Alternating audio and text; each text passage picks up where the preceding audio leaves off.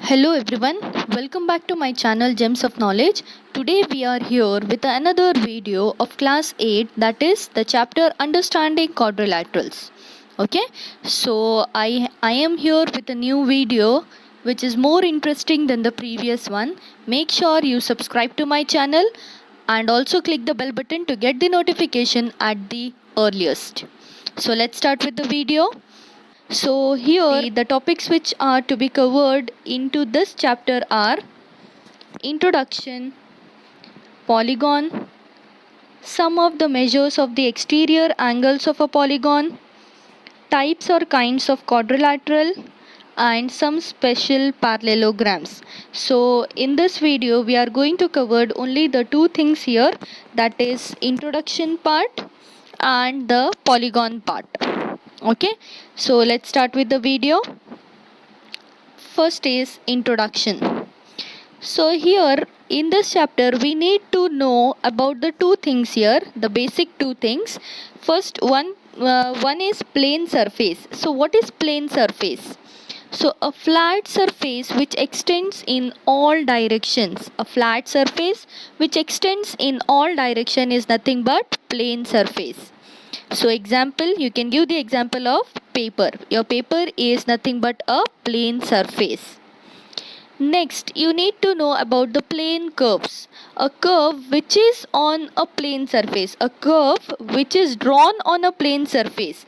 Or we can say when you draw any diagram, any rectangle, circular diagram on the paper, we can say that it is a curve which is on a plane surface. So directly you can say it is a plane curve. So it is formed when we join a number of points without lifting our pencil and without retracing the same path. When we join the number of points without lifting our pencil, we can say we are drawing a plane curve. And we should remember one thing, we should not repeat the lines where we have drawn. It means we should not retrace the same path in the plane curves.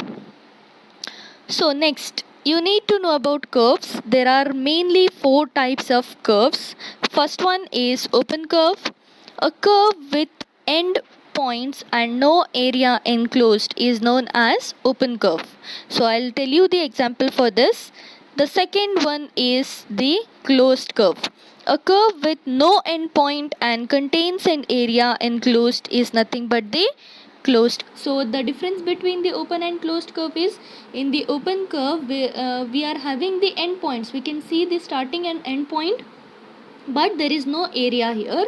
But in the case of closed curve, it is not having any end point. We cannot understand where is the end point, and it is enclosing an area.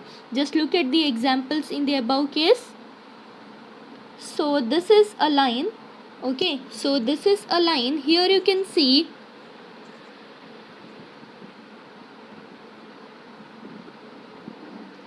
So here you can see you are having the end point here with A and B. So this is the end point. Either A is the end point there, or either B can be the end point here. But in the case of closed curve, you can see the closed curve here. A triangle is given as a closed curve. So here it is, the figure does not match here exactly. See, the three sides are given as A, B and C, and you can see we cannot understand which is the end point here. So either A can be the end point, or B can be the end point, or C can be the end point, but it contains some area into it. All this is nothing but the area which is enclosed in this triangle. So this is the example for the closed curve, and the above one is the example for the open curve. Moving on to the next one, there is third one more type of curve, that is simple curve. Simple curve is the curve that do not cross itself. Okay, so a curve which do not cross itself is an example for the simple curve. You can see the example. Okay, here you can see this curve is not crossing itself. Similarly, one more curve. Okay, so the next is circle here. heart shape. Even you can see here, you cannot cross this. You can directly draw it in this way. Okay, where you need not to cross itself. Here there is no crossing over in this case. Okay, so next you can see one more curve is given, just a flower like this, where you need not to cross itself. Okay, so next comes non-simple curve, simple curve and non-simple curve. This is a type of curve that crosses itself. Okay, now just see the example for the non-simple curves.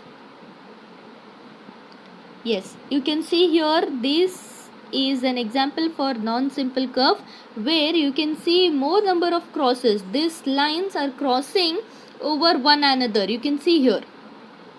In the next curve, you can see here it is crossing. Okay, it is crossing itself. Next curve you can see here. Okay, next you need to study about the simple curves. So what are simple curves? You have studied what is simple curve. Now there are two types of simple curves. First one is simple closed curve. The type itself named as a simple closed curve. So what is the difference here?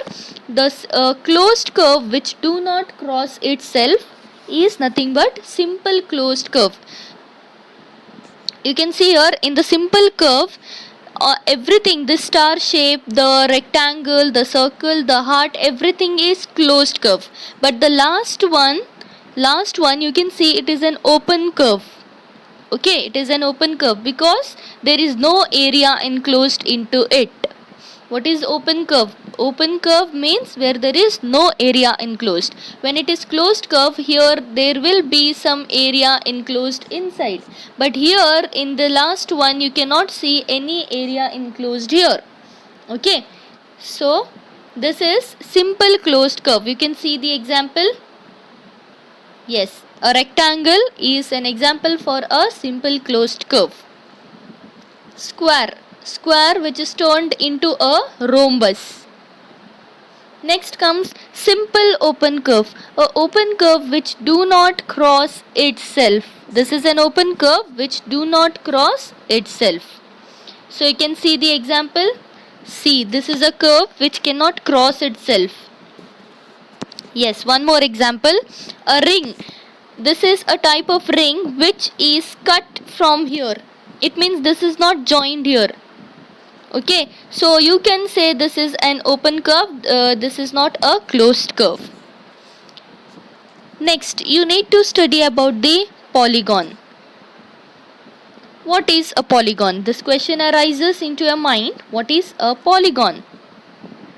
A simple closed curve which is made up of only line segments. Okay, only line segments is known as polygon. Polygon is a simple closed curve. It is not open curve, it is closed curve which is made up of only line segments. So this is known as polygon. So you can see the example of a polygon here. So this is a polygon which is made up of 4 line segments. Okay, so this is an example of square. Square is also known as polygon. So this is a rectangle. It is also made up of 4 line segments. Next comes a trapezium. This is just called as trapezium, or you can say it is also a parallelogram, a quadrilateral, anything. It is also made up of 4 line segments. See, this is a triangle which is made up of 3 line segments. So these are all the examples for the polygon. Next is pentagon. This is made up of 5 line segments. You can see 1, 2, 3, 4 and 5. So this is called as a pentagon and it is also an example for polygon because it is made up of 5 line segments. Next, you can see a plus mark here. This is also a polygon because it is also made up of line segments. Joining the lines, this curve is made by joining the line segments. So it is also an example for the polygon. So like this, many other diagrams or many other curves can be known as polygon. Next comes classification of polygons. So what is classification? How can you classify the polygons? So you can see here, there they have given on the left side, you can see number of sides, classification, and you will get a figure here. So when there is a 3-side figure, it is called as, when there are 3 line segments, it is called as triangle. You can see the diagram of triangle here. Next you can see the number of sides is given as 4, and the classification, the 4-sided figure is called as quadrilateral, and you can see the figure here, this is a quadrilateral. Even you can say your square and rectangle is also called as the quadrilateral. Next is 5 sides. You can see the 5 sides, it is called as pentagon, and the figure is given as like this because it contains all the 5 sides. Next is hexagon, 6 sides, hexagon, and you can see the figure, and it is having these 6 sides. You can count it, the number of sides in this hexagon is 6. Similarly, you can write more in your textbook. You can see there are more number, like 7 side is called as heptagon, 8 side is called as octagon. Similarly, you have to go, and n type is known as n-gon, which the figure here depends on the number of sides. Okay, so the next part is diagonals of a polygon. You know what is diagonal? Diagonal is nothing but a line which passing from one direction to another direction. So let us know what is the diagonal of polygon. So diagonal, what is a diagonal? A line segment connecting two non-consecutive vertices is known as diagonal of polygon. So the line segment which is connecting two non-consecutive vertices. So what do you mean by non-consecutive vertices? Let us know now. You can see the diagram of a square here. Okay, so what is non-consecutive vertices? So this is, let us name this vertices. This is 1, this is 2, this is 3, and this is 4. Okay, so now you can understand what is non-consecutive vertices. When we say the diagonals, so this is the non-consecutive vertices. It means when you join 1 with 2, it is not non-consecutive, it is consecutive. When you leave one in the between and join the other one, you will say it is non-consecutive. Okay, similarly 2 and 4 can be non-consecutive. Okay, so another diagram you can see here. Okay, this is a hexagon, 6 sides. You can see it is having 6 sides, and here you can see, so this is the diagonal. Okay, similarly this can be also the diagonal. Similarly you can also draw a diagonal from here to here, or you can also draw a diagonal from here to here. So it means when you start from one point, you have to take this as one point, this is second point, and this is third point. You have to leave one vertices, and you have to join the another one. So that will become non-consecutive vertices. Okay, so next you have to study about the exterior and interior of the polygon. So suppose this is a curve, this is a polygon. So interior part is the inside part. Okay, so this is the interior, and the outer one is nothing but the exterior part. So you can see here, when you remove this interior part, you will be left with only the exterior part. So this outer part is nothing but your exterior part, and whatever you have removed from the middle one, that is nothing but the interior part. Okay, moving on to the next, regular and irregular polygons. So regular polygon, a regular polygon is both equilateral and equiangular. So what do you mean by equilateral and equiangular? Equilateral means all the sides will be equal.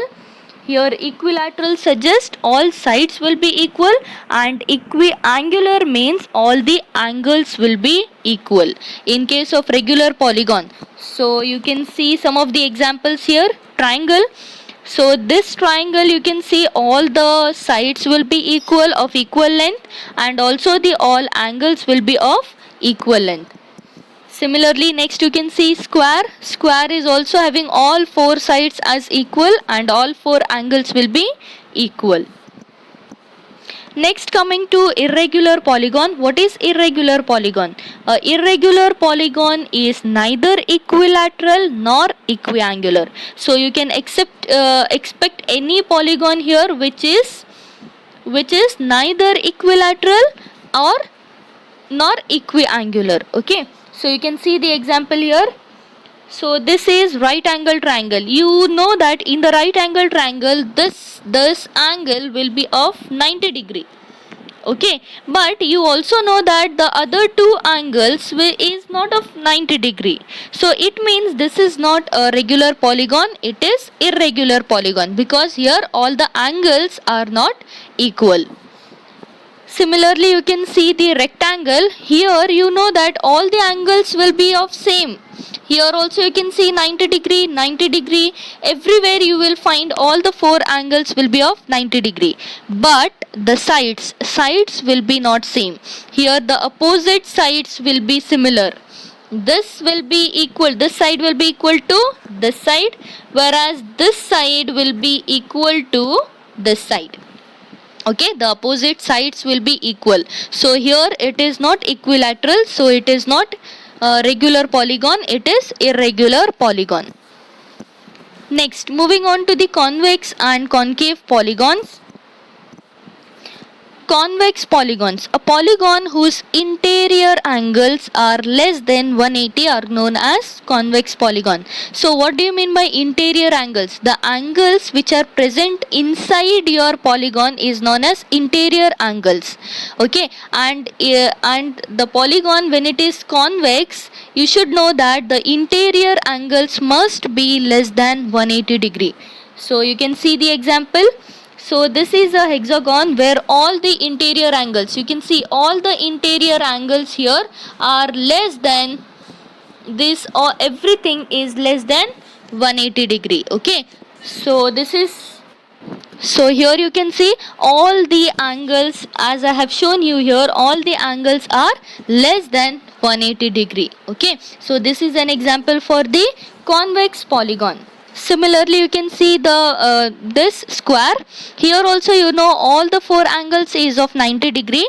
90 degree is less than 180 degree. So this is a convex polygon. Similarly, you can see concave polygon, a polygon in which at least one interior angle is greater than 180 degree.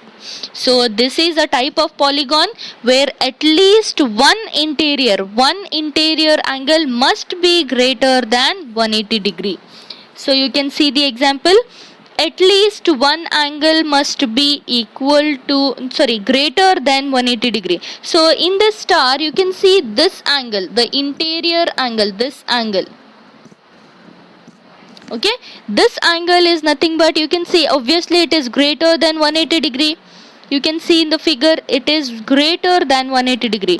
Not only one, similarly from all the four sides, from here and from here as well, you can see all the four angles are nothing but they are greater than 180 degree. So this is just an example for concave polygon. One more you can see, this is also an example for concave polygon. Similarly, here you can see this angle is nothing but it is greater than, all the four angles will be greater than 180 degree. Okay, so this is the example for the convex and concave polygons. So the last part here in the polygon part, so the angle sum property. Now what is angle sum property of a polygon? So angle sum property of a quadrilateral. So in all the quadrilaterals we can say the sum of all the angles of the quadrilaterals, except triangle. In all the type of quadrilaterals we can see when we add the all the angles of those quadrilateral, the sum is nothing but 360 degree. So that is, you can see here, angle A plus angle B plus angle C plus angle D is equal to 360 degree. Similarly, you can see angle sum property of a triangle. The sum of all the angles of the triangle will be nothing but equal to 180 degree. So you can see the triangle is having the three sides, and the sum of all the angles of the triangle will be nothing but it is equal to 180 degree. That is, angle A plus angle B plus angle C is equals to 180 degree. Okay. So I hope you understand my video. If you like the video, please subscribe to my channel and also share with your family and friends as well. Thank you.